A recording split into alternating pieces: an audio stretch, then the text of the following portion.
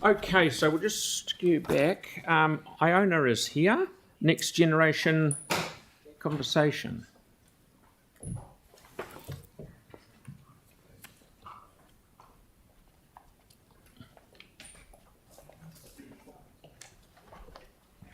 Good morning, Just.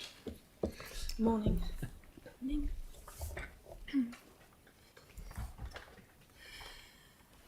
Kia ora koutou. Hello everyone. My name is Iona and this is Bronte and Hannah. Thank you for letting us share our thoughts about the draft annual plan 2025 to 2026. We understand you've read our submission. In doing so, you'll see that our feedback today is focused on the strong support for establishment of a climate resilience fund. We are representing the Next Generation Conversation, which is a group of 16 kids aged 10 to 16 from Otatahi, Christchurch, who care about climate change. We meet regularly to talk about these issues, work alongside others, and discuss how we can make a difference. Kia ora. Kia ora.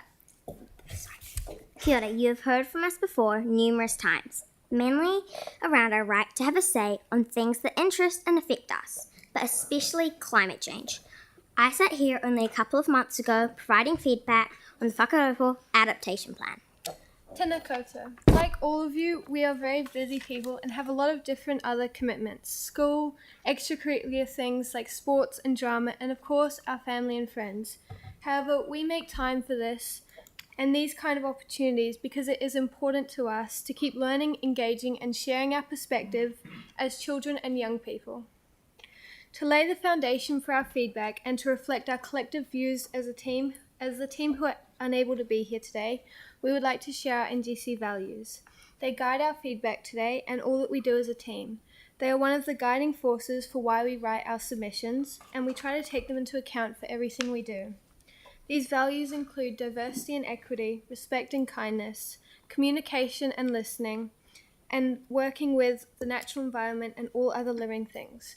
Before we clarify the NGC's support for the Climate Resilience Fund, we would like to read a poem we think helps support our position. It's called A Poem About Responsibility by Charles Osgood. There was a most important job that needed to be done and no reason not to do it. There was absolutely none. But in vital matters such as this, the thing you have to ask is who exactly will it be who'll carry out the task?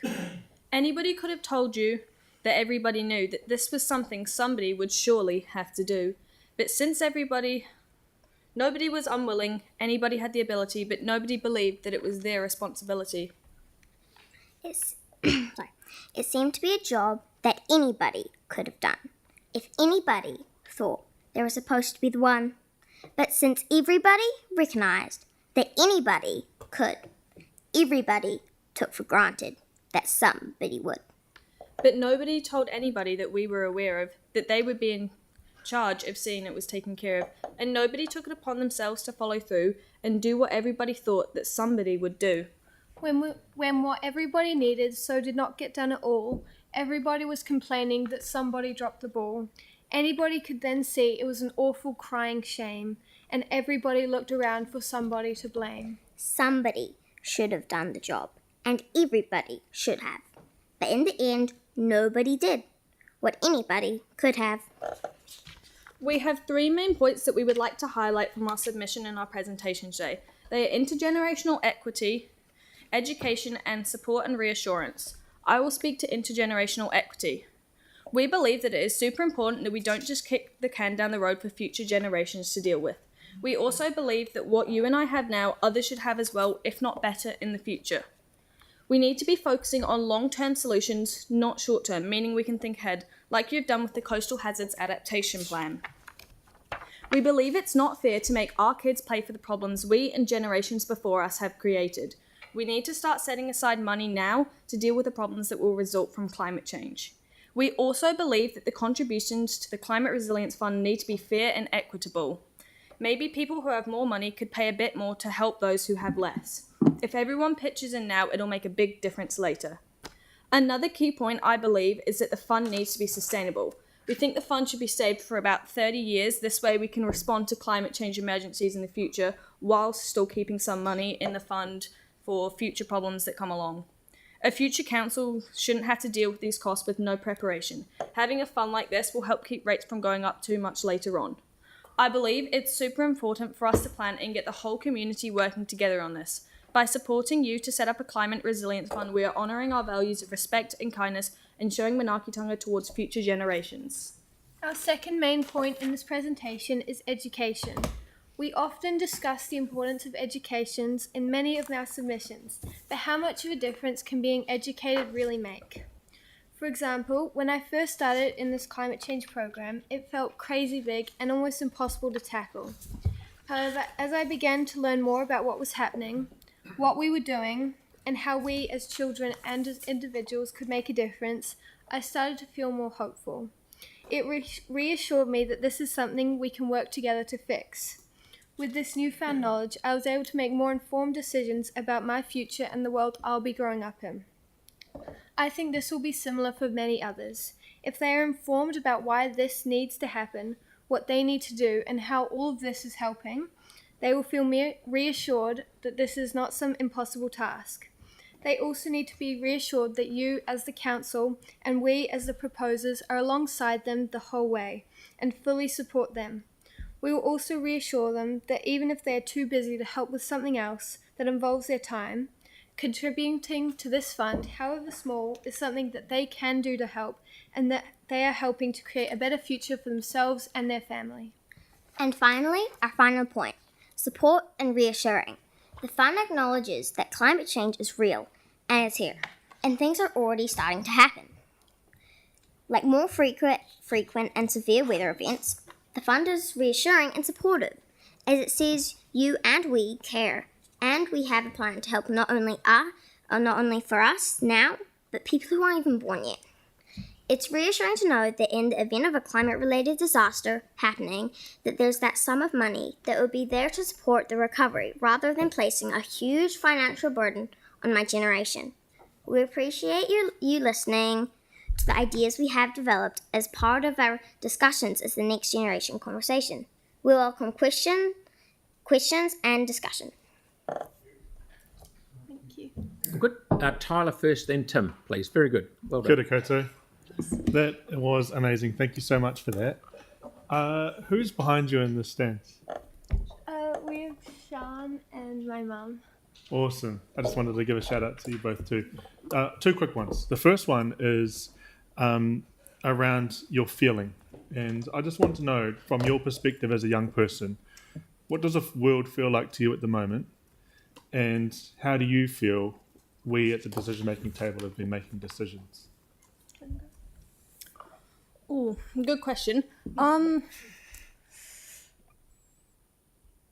I think you guys are trying your hardest and you're putting across your ideas, but I think especially what we talk about with intergenerational equity is getting the ideas from lots of different people, because of course, like, the older people in your council will see it very different, as they know, the Climate Resilience Fund probably necessarily isn't going towards them and stuff, but more towards us. So yeah, we just think a diversity of different people, cultures and ages would help.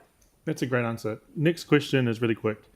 Was around education. You said education's key in your submission. Do you think it would be beneficial having your generation maybe talk to the residents via different channels around how important it is for you? I believe we need to have a wide range of ideas on this, but as children and young people, we are going to be growing up in this world, so it might help and support them, but we also need to have people that they would actually trust, because as a 13-year-old, someone else is not going to trust my word as much as they would a counsellor's word or someone who's been here. Necessarily, like you guys putting it out there, people are more likely to listen to you. Like if we posted something right now explaining this, people would not look at it as much. But if it came up on a big news article, like stuff or something, or posted by you guys or something, it's more likely to get considered as like a valuable idea. You'd be surprised. Some people don't like us. So. Thank you so much. Tim, please. Yeah, thank you. Look, it's not going to be that far till you're sitting here, I'm sure.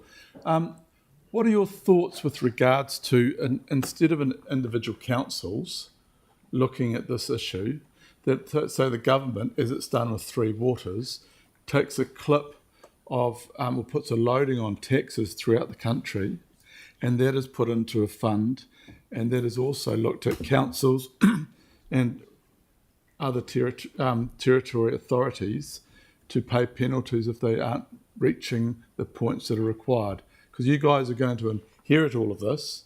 I was just wondering, rather than looking at these small pots all over the country, some working better than others, some aren't even looking at it, rather, it's because part of education is people get a bill and they see and they want to know why. I'd just be interested in your thoughts. So are you asking, like, should you reinforce some of these points as becoming a type of law? Well, the tax, you've got to pay tax. So if, for instance, government says, okay, you're paying 32 cents in the dollar, we're going to make it 35 cents because 3 cents is going to go to the climate fund to reduce what we have to reduce. And there will be penalties if you, certain things if you don't do these things, rather than, say, chopping little bits off around New Zealand.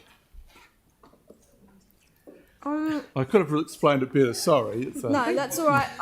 From what I'm getting, I think that would work, meaning every person has to pay their bit. Like, I mean, it's not that much. We did the research, it's really not that much over, like, a lifetime. It's not that much to pay, but I think, bit confused by your question, but yes, sort of. Okay, that's good. So many people are, that's okay. Cheers. But thank you so much for coming, really appreciate it. Thank you for taking the time to listen to us, everyone. Thank you very much. Thank you for taking the time to come in. It's not easy sitting there, and you did a good job. Thank you. Thank you. Okey doke. Now we have a Hardy Annual, Daryl Hall.